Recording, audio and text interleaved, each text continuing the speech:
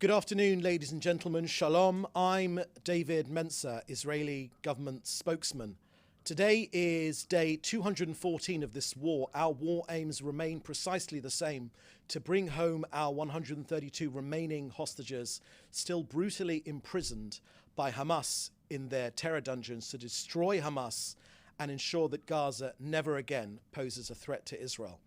To quote the Prime Minister at yesterday's ceremony in Israel's Parliament, "Unto every person there is a name," I quote, "The intention of those who murdered, who raped and beheaded and kidnapped our loved ones who are still there and whom we are determined to rescue is the same intention of the Nazi thugs who murdered 1/3 of our people. The difference is that we now have heroic soldiers, hundreds of whom who have fallen in boundless heroism, while others have been wounded," end quote. I will start today with an update on casualties. IDF fatalities since the start of the October 7th massacre have unfortunately risen to 614. Master Sergeant Reserves Dan Kamkhaji was 31 years old from Kfar Oranim. Dan was a long-time reservist and leaves behind his parents and 4 brothers. Master Sergeant Reserves Nachman Natan Hertz was 31 years old from Elazar. Nachman leaves behind his wife, Joanna, and the couple's 2 young daughters. Nachman also leaves behind brothers and sisters. Both men were killed by an explosive Hezbollah UAV near the northern border. Both were reservists, members of a citizen army that left their families and loves to defend our nation. Both fell defending our country from Iran's Hezbollah. Our hearts go out to all the families of those who have paid this ultimate sacrifice in this war. May their memories and the memories of all the fallen always be a blessing.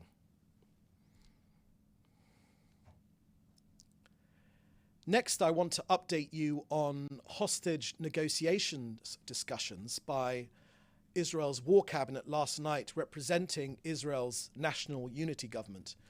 The War Cabinet unanimously decided Israel will continue its operation in Rafa in order to apply military pressure on Hamas to release our hostages and achieve all the war's objectives. Despite Hamas's grandstanding, Hamas's proposal is far from Israel's core demands. Nevertheless, Israel will dispatch a ranking delegation to Egypt to maximize any chance of an agreement on terms acceptable to Israel to get our hostages out of Hamas's hand. Israel is committed to pursuing every avenue, diplomatically and militarily, to get our people home. I remind you that every moment they are held in captivity is a war crime. Now an operational update from our effort to uproot the last 4 battalions of Hamas from Rafa. This precise counter-terrorism operation has begun. The IDF are dismantling Hamas terrorist infrastructure within specific areas of eastern Rafa. We have informed Gazans through every possible means, on radio, in Arabic, flyers in Arabic, media in Arabic, internet, texts and phone calls, very specific, precise areas and streets in eastern Rafa, for them to move towards the expanded humanitarian area in Al-Mawasi and in Khan Yunis. There, they will receive full humanitarian aid, water, food, medical equipment, and shelter. Our intelligence has clearly shown that the Rafah crossing in particular with Egypt in eastern Rafah has been used for terrorist purposes. Our troops have now obtained operational control of the Gazan side of the crossing. Now, underneath that large border infrastructure are cross-border underground smuggling tunnels, sustaining and providing a lifeline to Hamas. These Hamas tunnels must be dealt with to shut off arms to the terrorists. International organizations working in the area have also been encouraged to temporarily evacuate prior to the beginning of the operation. Now, we note that remarkably, UNRWA has advised Gazans not to move. The same UNRWA who we've described as being a front for Hamas, a supposed humanitarian organization, has advised Gazans not to move out of harm's way. In the last 24 hours, IDF ground troops and Israeli Air Force fighter jets have eliminated Hamas terror targets in Rafa. We've targeted military structures, underground tunnels.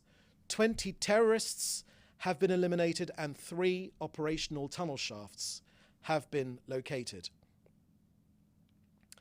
Now, in videos and newscasts of the IDF's effort to liberate Rafa from Gaza, you won't see any of the cowardly Hamas fighters. The reason for that is they'll be hiding behind women and children. Next, an update from COGAT on the influx of humanitarian aid into Gaza. Sunday's Hamas deadly rocket fire targeting the humanitarian crossing of Kerem Shalom, which killed 4 of our young soldiers. It targeted the same crossing today as well at 11 a.m. As a result, Kerem Shalom and Nitzana crossings have been closed. So this is Hamas attacking the food lifeline, the very food lifeline to ordinary Gazans. Nevertheless, yesterday, 94 pallets were airdropped over northern Gaza, containing tens of thousands of packages of food. 46 aid trucks were delivered to northern Gaza. 88% of coordination requests for aid deliveries are approved. 35 trucks went through Israel's Ashdod port and then through the Erez crossing in the north of Gaza. 26 bakeries, Gaza bakeries, provide 5 million breads, rolls and pita breads daily.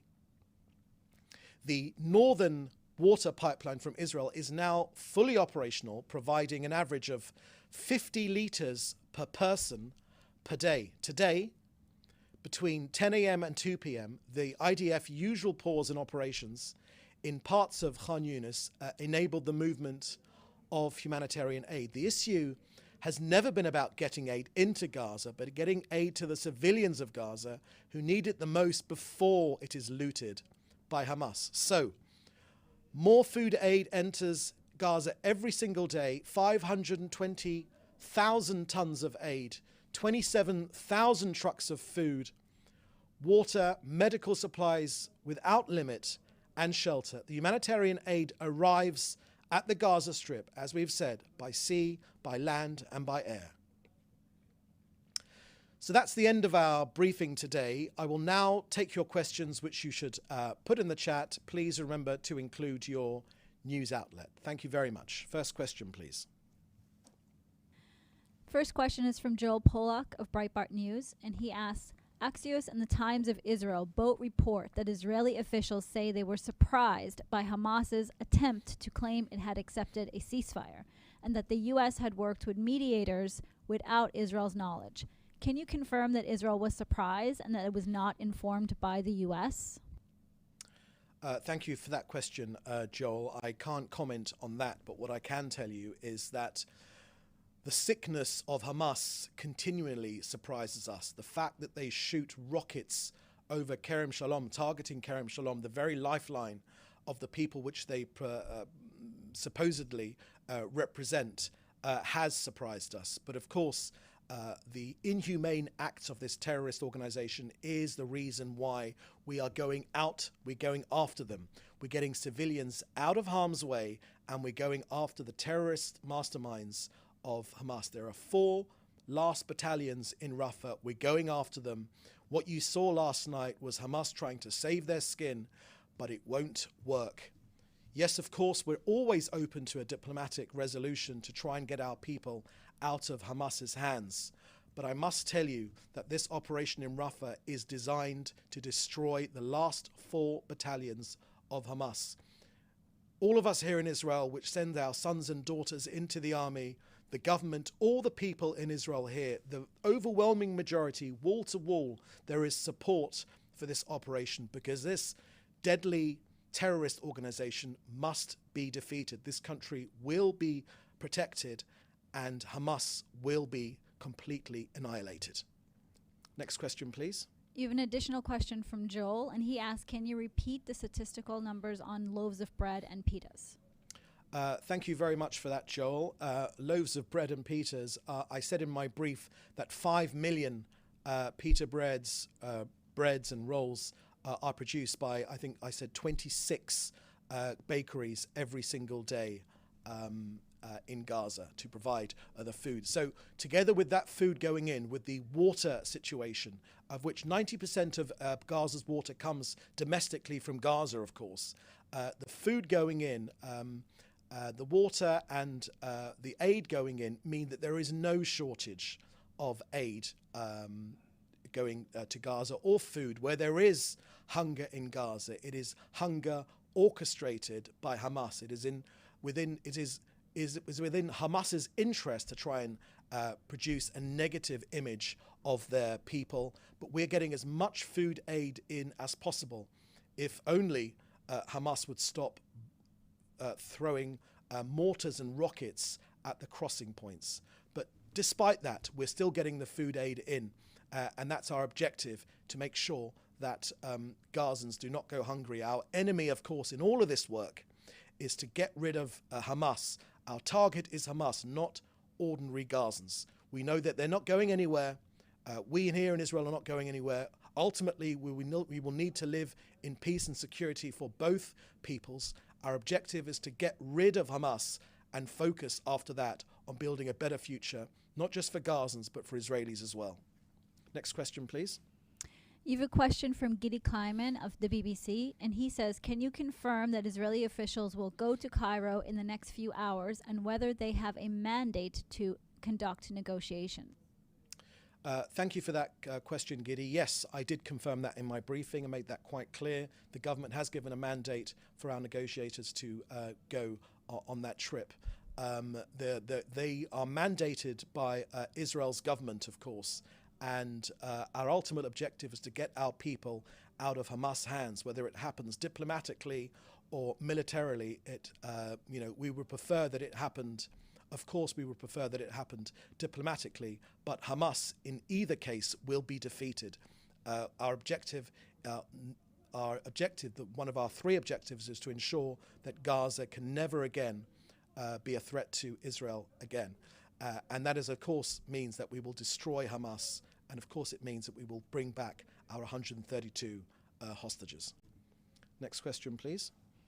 You have a question from Victoria Elms of Sky News UK. And she asked, did aid organizations there are saying there's no aid entering Gaza via land crossings as of this morning. Can you confirm this, please? No, that's incorrect. Thank you for that question. That's incorrect, as I made clear.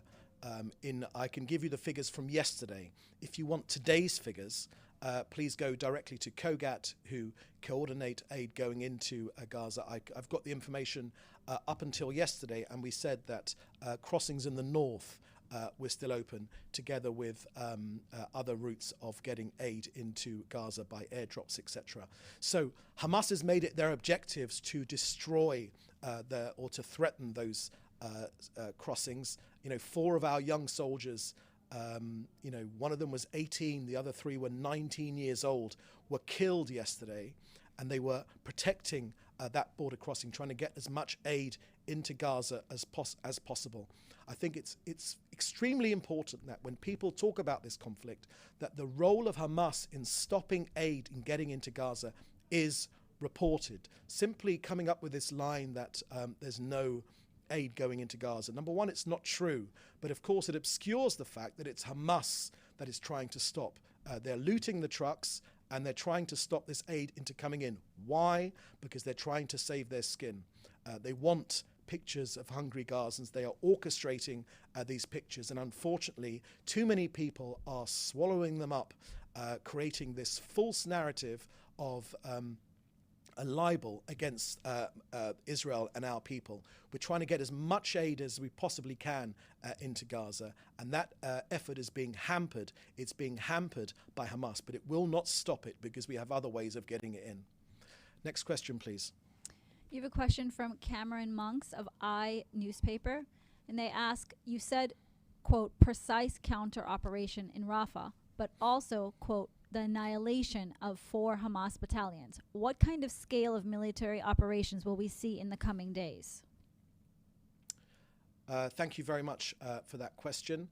I won't be sharing with you our precise military strategy in defeating the last 4 battalions of Hamas in Gaza. What I can tell you is that our army and our soldiers and our people are determined. I've told you about our precise operations. We've released maps of the areas which we're going for.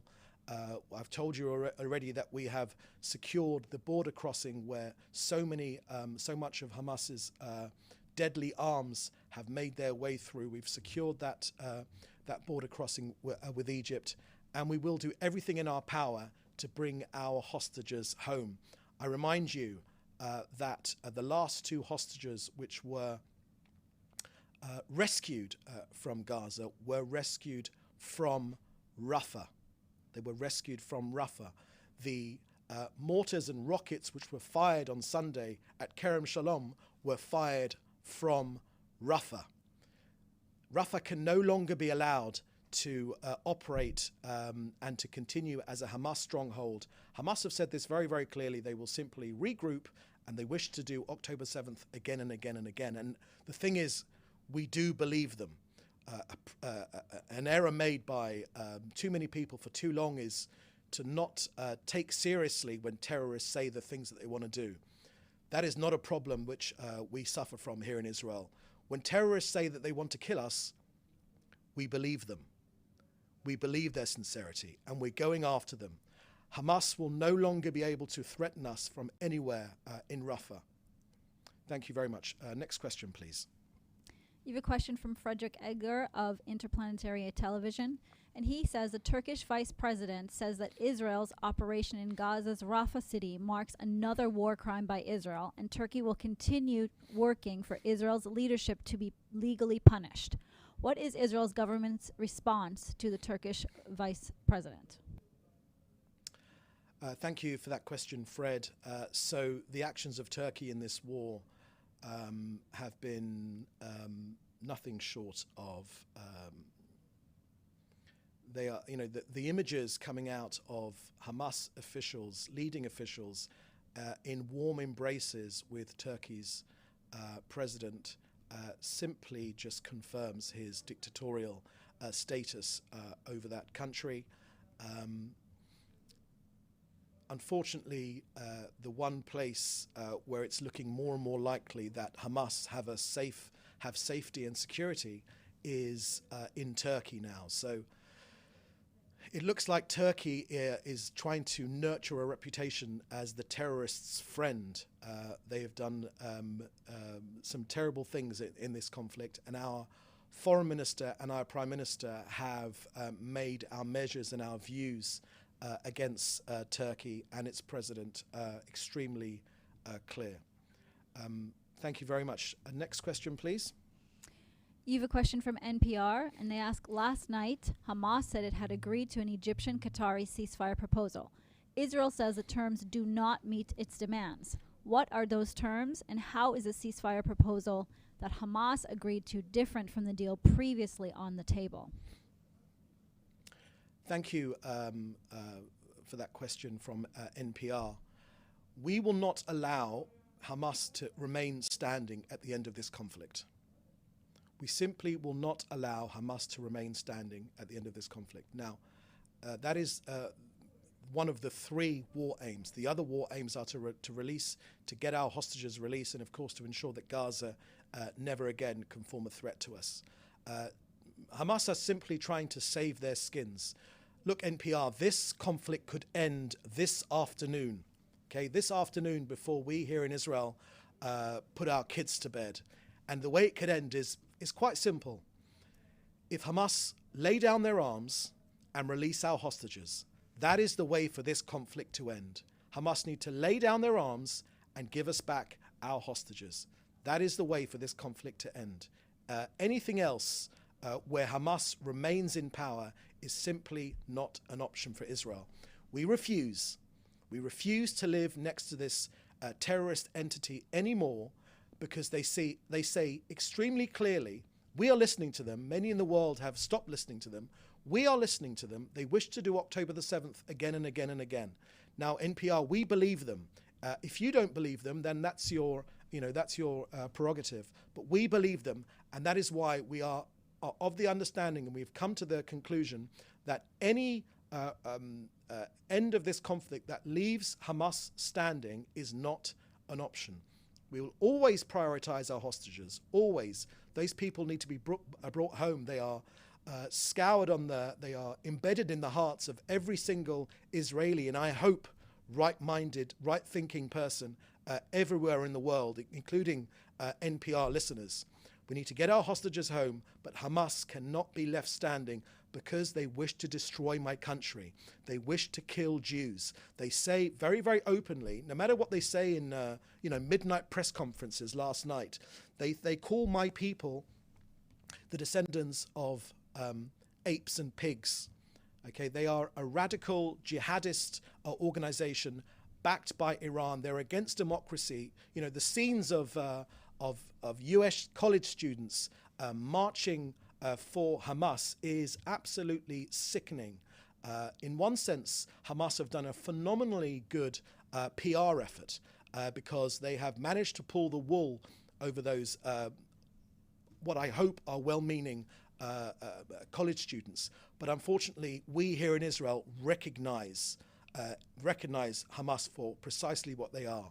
They are anti-Semites. They are Jew haters in the traditional sense. When you listen to them, they say it very, very clearly. They say, we wish you dead. We want you to be killed. They tried to kill more of us on October the 7th. The only thing that stopped them was not their intention, it was their means. And thankfully, the IDF was able to stop them and kill so many of them, and then take the fight directly into Gaza to destroy Hamas. And that's what we're doing in Rafa. We're destroying the last 4 battalions of Rafa, and we will be successful. Next question, please. You have a question from Mark McKinnon of The Globe. And he says, since Israel is concerned about the spread of false narratives, when might Israel allow foreign journalists to enter Gaza via perhaps a partially reopened Erez crossing so that they can report independently? Thank you for that question about journalists going into Gaza. So, of course, there are many, many journalists currently in Gaza. All the pictures you'll see will be of media trucks with their satellite dishes on their roofs, broadcasting what's happening in Gaza. The IDF has taken many, many journalists, not just journalists who have an understanding of Israel's unique position in the Middle East, but also journalists who are extremely critical of Israel. We've taken many, many journalists into Gaza. We've shown them the terror tunnels. We've shown them how hospitals have been abused to support Hamas. We've shown them how Hamas have fought from civilian areas, which has resulted in the damage to civilian areas, hospitals, mosques and schools. We've shown them as well the kindergartens whereby children are indoctrinated with hatred of Jews. We've shown many, many journalists these things together with the journalists already in Gaza, the local journalists. Now, there's 2 other things I would say. Number 1, this is an active war zone, Our priority is the security of our soldiers fighting this genocidal terrorist organization. Hamas would have no problem whatsoever in targeting journalists. You know, our priority is our soldiers. So, and also our hostages as well. We will do nothing that jeopardizes the safety of our hostages. We will do nothing whatsoever to jeopardize the safety of our hostages. So together with our brave soldiers in Gaza and together with our hostages who are still being held in Gaza, that has been our policy up until now. But of course, the story is getting out. of Gaza. It's getting out every single day. Thank you. Next question, please. We have a question from Jim Williams of ZANGAR International News. And he asks, can you confirm that the IDF action taken in Rafa is in reaction to a possible terrorist attack and not the beginning of the mission to take out the 4 Hamas brigades? Thank you, Jim, for that question. So I would say it's precisely the opposite. This is the beginning of our mission to take out the last 4 Hamas brigades in Rafa. You should be in no doubt about that whatsoever. Okay, our objective now is to remove Hamas, the last 4 battalions of Hamas from Rafa. We don't say this will be the complete destruction of Hamas. Hamas will still exist, but they will not be organized in battalions as they are still right now, able to organize themselves to attack us. We're going after the last 4 battalions of Hamas. We are liberating. Okay, our army is an army of liberation. Liberation. We have no territorial claims whatsoever in Gaza. That's not our objective. We don't want to live there. We pulled our people out of there in 2005 precisely for Gazans to have a better future. They unfortunately chose a future which was run by Hamas. We're correcting that mistake in terms of making sure that decent Palestinians that are able to run the lives of Gazans, all the money that has gone into Gaza, which should have been used to, lift up the people, well-meaning international money, which was meant to lift up the people of Gaza for more hospitals, for more schools, for more infrastructure, for more roads. All that money was used and sunk into the ground in Gaza to produce a terror tunnel network that is twice the size of the London Underground, twice the size of the London Underground. So be in no doubt, this is not as you say it, Jim. It is because we wish to destroy the last 4 battalions of Gaza, of Rafa, of Hamas in Rafa. Last question from Hannah Julian of the Jewish Press, and she asks, Hezbollah has been firing at northern Israel throughout the day more frequently than it has done so in the past. Does this signal the closure of the diplomatic option for a resolution along the Lebanese border? Thank you for that question, Hannah, about our northern border. I told you the very sad news of 2 of our soldiers having been killed by a Hezbollah drone up north. There are rockets, very serious attacks happening in Israel's north. We know that this is Iran trying to put even more pressure on us, but it will not work. We have said very clearly that our preference is for a diplomatic resolution, for UN resolutions to be adhered to very, very clearly. They all say, these UN resolutions, that Hezbollah should be pushed behind the Litani River. We hope that that can be done diplomatically, but we reserve the right. We reserve the right to attack Hamas, Hezbollah in Lebanon. We reserve the right and to push them back. If they will not move back voluntarily, we will push them back if a diplomatic resolution is not found. Thank you. There are no further questions. Thank you very much. So the next briefing will be tomorrow. In the meantime, please stay safe. Thank you for joining me, and thank you very much. Bye-bye. Thanks for watching. Drop a comment below. Don't forget to like, share, and hit subscribe to stay updated with our latest content. Until next time, stay informed and inspired. This is Djobnik signing off.